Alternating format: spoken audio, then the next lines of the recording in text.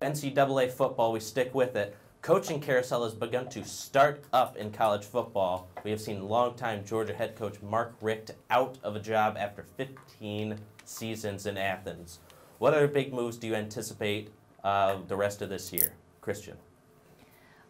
There's really no telling with college football goes. We just saw Clay Helton, which is a former Auburn player, go to USC. We see the Georgia spot open up. You know, there's Kirby Smart, there is Dan Mullen, endless possibilities. Miami, it's just a big vacuum effect. Every little thing enhances the other. So, really no telling.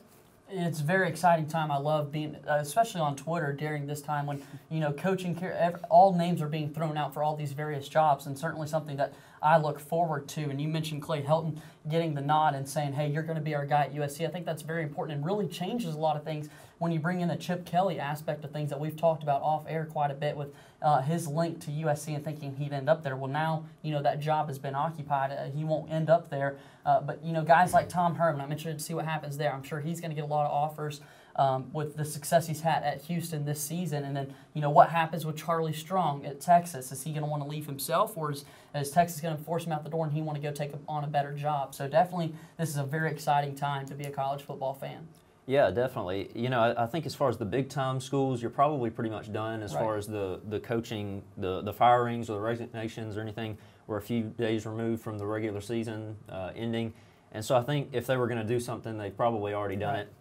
I think what becomes interesting now is kind of like you were saying, Christian, the shuffling around and the cause and effect aspect of this, because like you said, when one coach goes somewhere, that provides another opening. And it's just a big snowball effect around college football. So that's really fun to watch, and it'll be really interesting to see where everybody ends up. So I think what you're saying is what power conference school finds themselves in a tight spot after. Yeah, somebody's going to get left out or be without a coordinator they've had for a long time or something like that. It'll be interesting to see how the chips fall. And after Dan Mullen basically applied for the Miami head coaching vacancy, I could definitely see Mississippi State finding themselves in that tight vacancy and slipping in the SEC West.